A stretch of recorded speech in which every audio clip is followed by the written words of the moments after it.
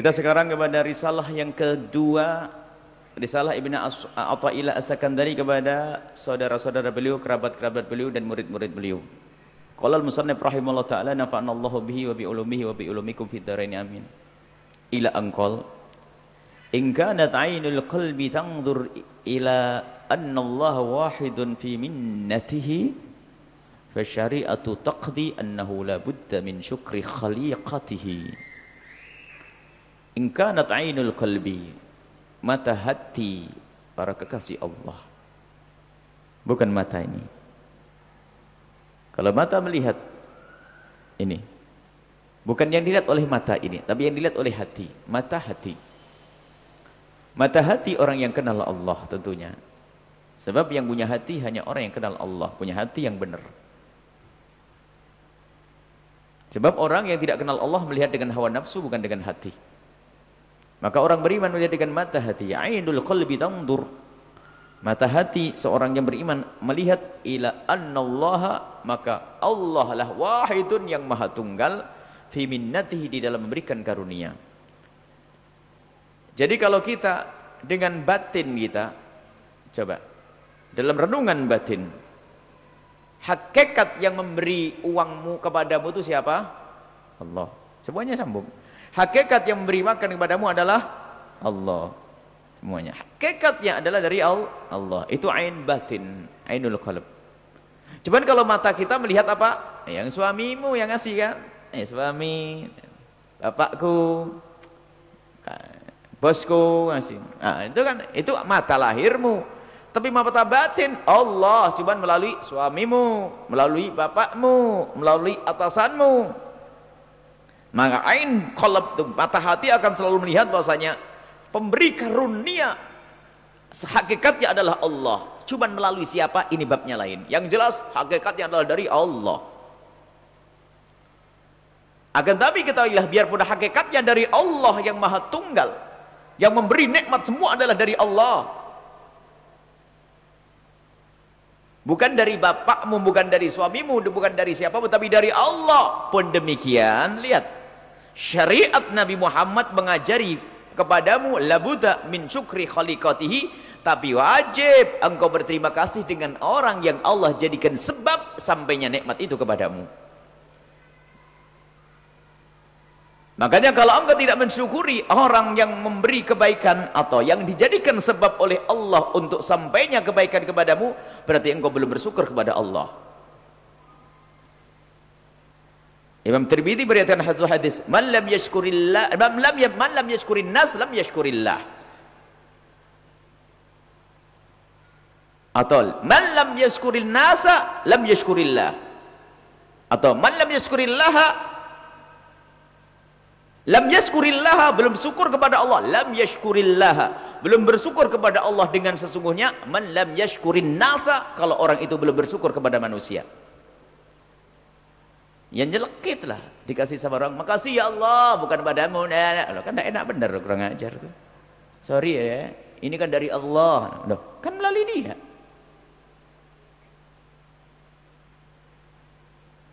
Maka dari itu lihat, kita pun diajarkan untuk berterima kasih sekaligus memandang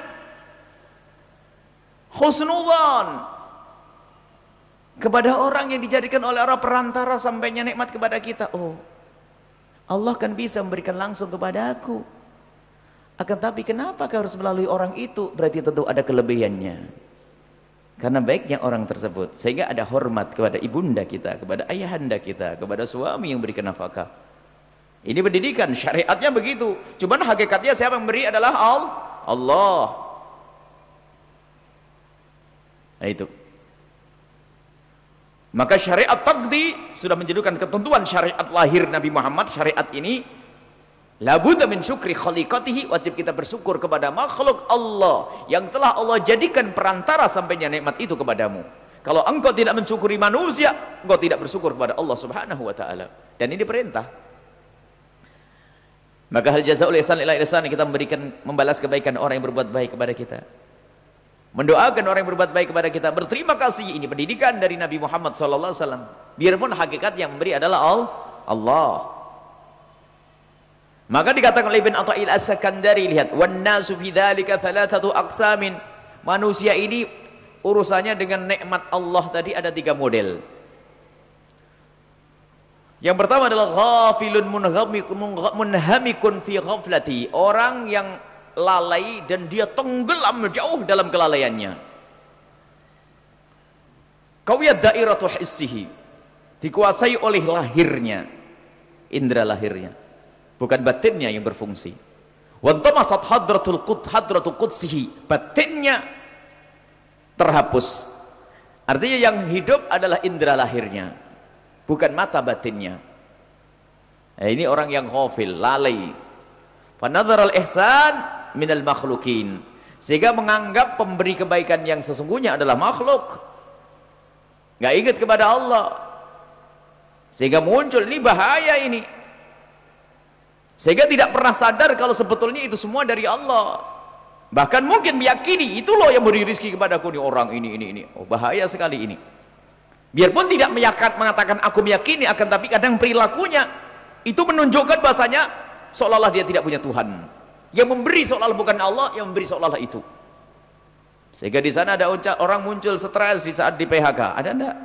Loh, ngapain stres? Dipecat terus. Nah, ini diam-diam sebetulnya dia seolah-olah menjadikan pemberi nikmat yang sungguh adalah manusia, bukan Allah. Ini ghafilun munhamikun fi ghaflati, orang yang lalai, tenggelam dalam kelalaiannya. Walam yashhadhu min rabbil alamin, tidak pernah melihat karunia itu dari Allah, hanya melihat dari manusia. Ima'tiqadan, mungkin dengan keyakinan. Fasyirkuhu jaliyun, maka kalau orang itu kekafirannya adalah jali, kesyirikannya adalah jelas syirik. Mengatakan dari mana? Dari manusia. Termasuk kalau berobat mengatakan dokter yang menyembuhkannya, syirik. Tapi dokter hanya sebab kesembuhan, baru benar. Wa ma istinadun, ada istinadan, ada bukan itiqadan, akan tapi bukan keyakinan. Hanya di dalam menisbatkan nikmat itu kepada Allah itu dia suka lupa. Kalau dilacak ya kembali ingat, kalau diingatkan sadar. Ya itu tadi loh yang tadi ini kebanyakan itu yang di PHK, stres, kemudian nggak punya pekerjaan, langsung seolah-olah rezekinya hanya di pabrik itu, padahal di sana masih ada 1000 pabrik lagi. Gara-gara nggak diterima di pekerjaan ini, wah menangis, seolah-olah rezeki Allah hanya melalui ini. Setelah diingatkan, siapa yang ngasih rezeki kepadamu? Allah. Ingat Allah, tapi masih nangis lagi. Lah itu, ini model-model itu. Padahal sudah jelas dari Allah, ngomong Allah, yakin Allah, itu masih lumayan imannya. Maka syiriknya khafi, tersembunyi, pelan-pelan, halus. Ini sehingga kalau orang dalam bentuk yang pertama ini, muncullah manusia-manusia yang tidak pernah peduli tentang halal haram dalam mengambil rezeki. Karena apa? Dia lupa kepada Allah. Kenapa dia bekerja di tempat yang haram? Karena sebetulnya dia tidak meyakini kalau Allah bisa memberi rezeki yang halal. Makanya bingung. Ya haram ya diambil sudah. Pokoknya dapat duit karena lupa kepada Allah Subhanahu wa taala. Ini kelompok yang pertama. Adapun kelompok yang kedua adalah wasahibu hakikatin. Orang sampai kepada hakikat, selalu melihat pemberi nikmat adalah Allah. Ghaba 'anil khalqi, sehingga tidak sadar tentang makhluk ini. Kalau diberi ya ingatnya Allah tak? Bisyuhudil malikil haq, karena yang disaksikan hanya Allah. Siapa memberi? Allah. Enggak bisa melihat manusia. Allah. Wa fani 'anil asbab, dia tidak bisa melihat dari sebab-sebab itu, enggak kelihatan Allah. Sehingga kalau lihat pemberian dari seseorang, ya Allah, terima kasih kepadamu ya Allah. Terima kasih kepadamu ya Allah. Dapat rezeki, duit, ya Allah. Allah. Sehingga di saat dia tidak bisa melihat sebab, bisyuhudi musabbibil asbab, karena yang dilihat hanya Allah. Fa wa 'abdun muwajihun bil haqiqati, maka ini hamba yang sampai derajat hakikat. Zahirun alaihi sanaha, lebih tampak kepada orang tersebut sinar hidayah, sinar, maksud sinar ya, sinar hakikah, cahaya hakikat. Ini sudah bahasa tasawuf. Artinya apa? Dia dikuasai dengan hakikat. Jadi ya tadi kalau berbicara yang memberi adalah orang, tapi hakikatnya adalah Allah. Jadi dia hanya melihat hakikat dari Allah, Allah. Ceritanya dari siapa? Dari Allah. Siapa yang ngasih? Allah. Dari mana dapat itu? Allah. Oh, Allah. Gak distola alaihi madaha. Dan orang itu sudah sampai kepada maksudnya orang yang semacam ini adalah sampai kepada puncak. Madaha itu ghoyah. Maksudnya apa? Tujuan manusia ini adalah menuju kepada Allah dan dia sampai kepada Allah. Sehingga di saat dia urusan dengan manusia, hanya yang dilihat oleh dia adalah Allah. Ghairu annahu ghariqul anwar. Tapi dia sesungguhnya maka orang ini adalah orang yang tenggelam dalam cahaya Allah, cahaya ma'rifat Allah Subhanahu wa taala. Sehingga tidak bisa melihat manusia. Maka dia adalah maqam majdub. Matmusul al-thari. Jadi dunia ini sudah enggak ada nilainya bagi dia, sudah Allah sudah. Jadi kalau ada pemberian dari Allah, siapa yang Allah ya jadi. Maka orang ini tidak pernah khawatir hilangnya dunia juga. Dari Allah, nanti dapat lagi dari Allah. Majdub, ada wali majdub. Dikasih duit 1 juta, ya dilempar 1 juta. Tapi majdub pasul 1 juta. Majdub pasul ya. Sekarang ada wali majduban.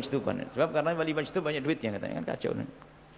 Majdub orang diambil oleh Allah, dibawa ke cinta, tenggelam dalam lautan cinta Allah Subhanahu wa taala. Sehingga lihat.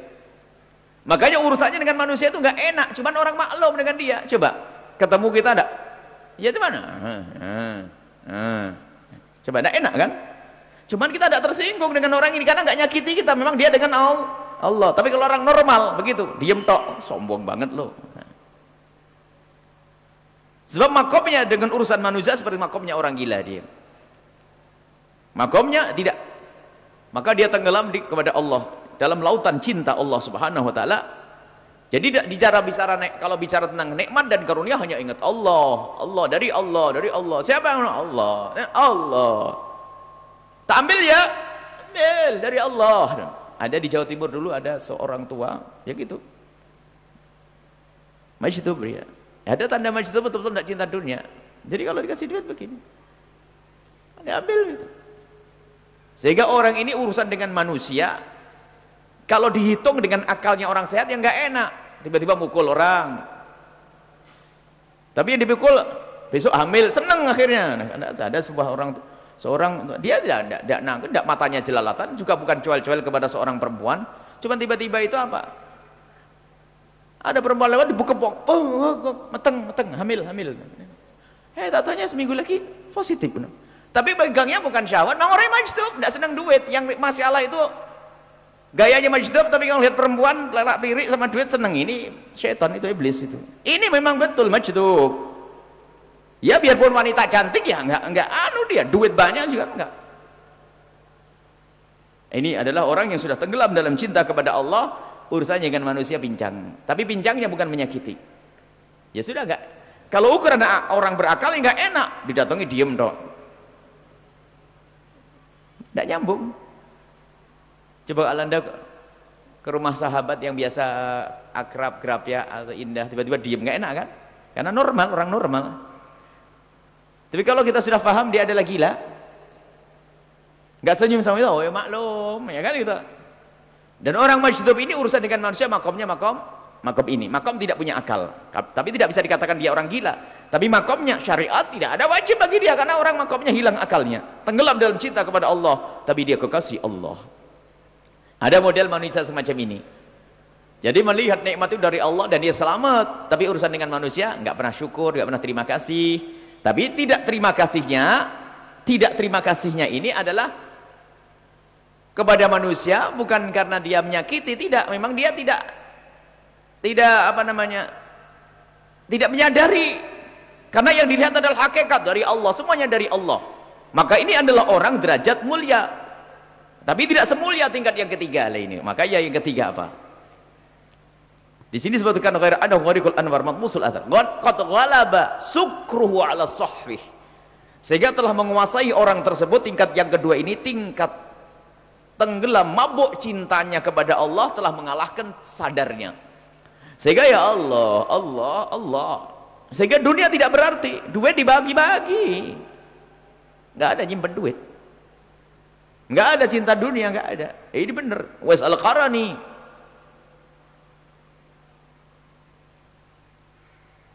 Wa jam'uhu ala farqihi. Wa jam'uhu ala farqihi. Qad ghalaba jam'uhu ala farqihi. Ada istilah jam'u wal farq.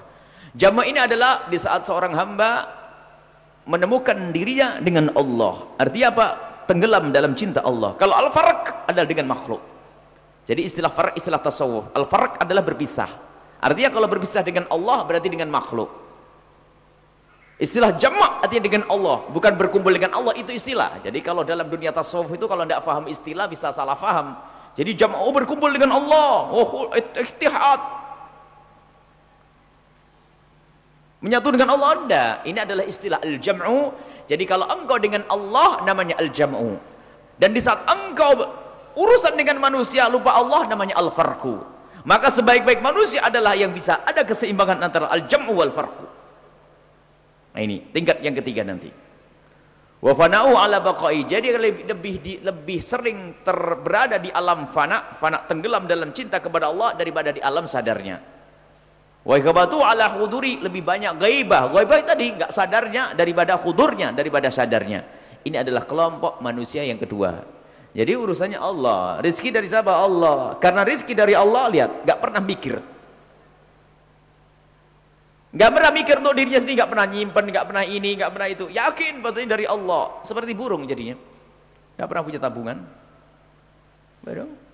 Burung itu lihat, sana enggak pernah. Padahal dia kalau buat lumbung juga bisa itu, di atas pohon sana nggak bisa nyangkut, gunung sana. Jadi ya makan secukupnya, setelah kenyang pulang malam-malam. Kalau lapar berkicau indah. Jadi orang macam itu kayak itu, nggak pernah mikir dunia. Ini orang yang kedua. Wa akmal minhu, tapi lebih sempurna dari itu adalah abdun, seorang hamba. Syariba. Ini istilah dalam tasawuf, meminum, meneguk cinta Allah, maksudnya merasakan kecintaan kepada Allah. Fazdada sahwan, tapi di saat dia semakin dalam kecintaannya kepada Allah, semakin sadar urusannya dengan manusia. Ini baru orang ini hebat lagi.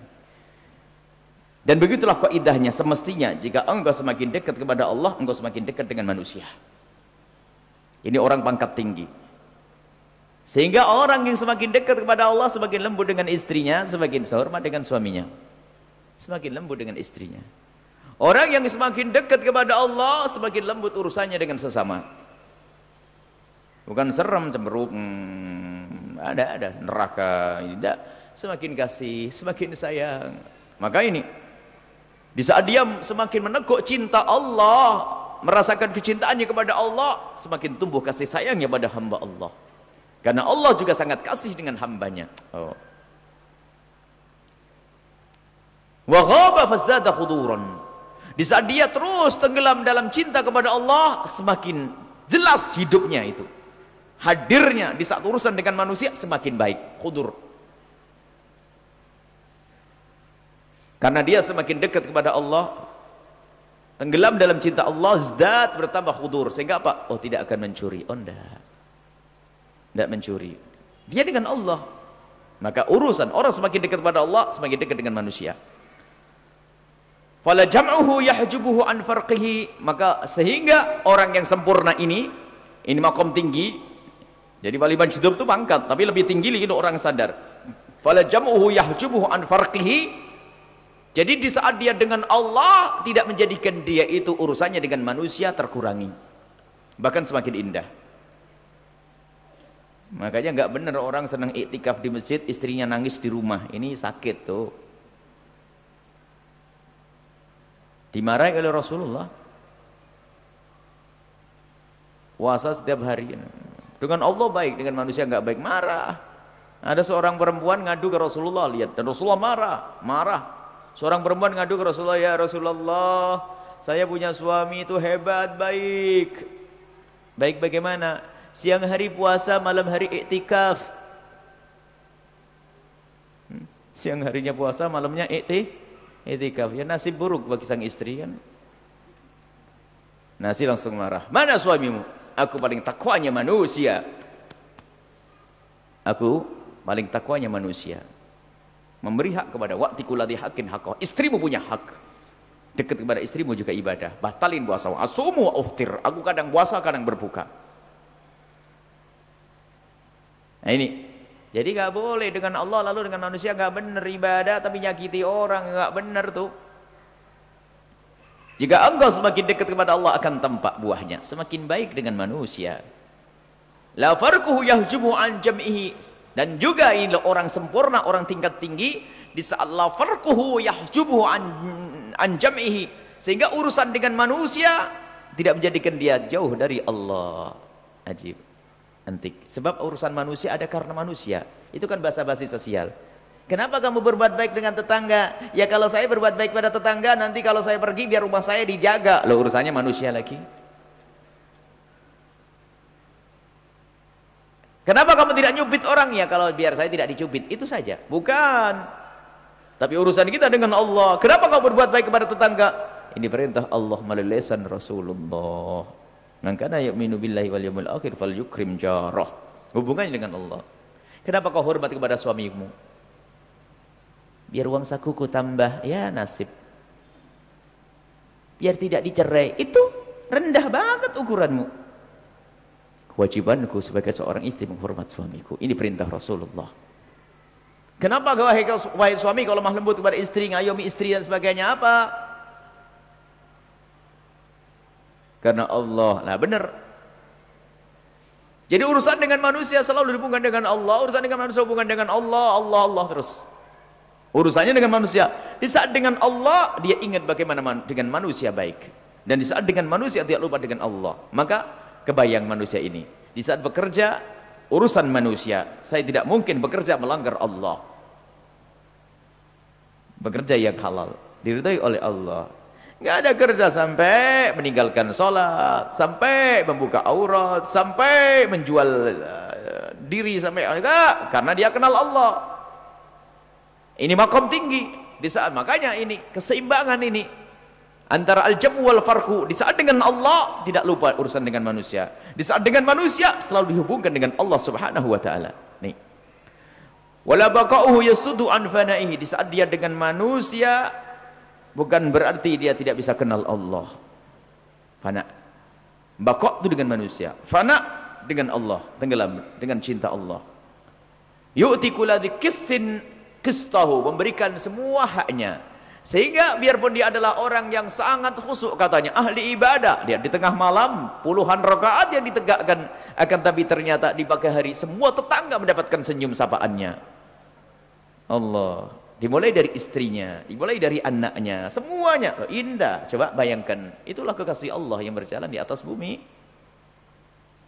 Wa yafi kulladzi haqqin haqqah, dan akan memberikan semua yang berhak haknya. Nah, baik kepada Allah tapi istrinya nangis, baik kepada Allah anaknya nangis, baik kepada Allah tetangganya nangis. Apa itu? Nah, apa urusannya dengan yang disebutkan tentang nikmat Allah Subhanahu wa taala? Ketahuilah karunia dari Allah Subhanahu wa taala, maka tidak boleh kita melupakan bahwasanya ini adalah dari Allah. Ingat Allah. Tapi pun demikian kita ingat manusia yang dijadikan oleh Allah sebab sampainya nikmat kita kepada kita. Dan kita harus meyakini itu manusia yang dipilih oleh Allah. Sehingga kita punya penghormatan kepada siapapun yang berbuat baik kepada kita. Apa yang terjadi? Dia syukur kepada manusia. Makasih, makasih, makasih, makasih. Masih pada orang tua kita, masih pada bapak kita, masih pada guru kita, masih pada pembantu kita. Dia coba pandangan kita dengan pembantu bagaimana? Seolah kita di atas terus. Padahal sesungguhnya kita membutuhkannya. Apa pandangan kita selama ini? Ayo. Kita bisa enak sholat. Mbak, ambilin mukena saya. Contoh, cuci ya. Bersihin sajadahnya. Nah, siapa yang mencuci dia? Allah pilih dia untuk membersihkan mukena Anda, sarung Anda. Allah. Apakah mungkin pandangan orang yang beriman semacam ini lalu mengatakan rendah, memandang rendah kepada orang tersebut? Tidak mungkin. Karena dia kenal Allah yang sesungguhnya, sehingga kenalnya Allah yang sesungguhnya menjadikan urusan dengan manusia baik. Pembantu adalah gelar di dunia, tapi dia berhusnudzon. Aku bisa sholat malam karena dia. Kenapa? Urusanku sudah dikerjai oleh dia sehingga aku bisa tidur sore. Tapi dia jam 12 malam baru tidur, tapi aku jam 10 sudah bisa tidur sehingga aku bangun malam. Puji syukur kepadamu ya Allah, Engkau telah kirim pembantu ini Allah, maka dengan dialah aku bisa sholat di malam. Syukur. Dan tidak akan ragu mengucapkan, Mbak makasih, terima kasih Mbak bantu. Tapi sekarang ada duit. Apa ada duit? Tidak tahu, terjemahnya macam-macam sudah. Tidak punya terima kasih pada orang yang membantu di rumahnya, tidak pernah punya kasih sayang. Subhanallah. Semoga kita golongan yang terakhir, yang ketiga. Amin. Dan perlu belajar. Semoga kita di saat semakin dekat kepada Allah, menjadi kita semakin dekat, semakin baik dengan manusia. Dan di saat kita urusan dengan manusia, tidak lupa dengan Allah Subhanahu wa taala. Wallahu a'lam bissawab.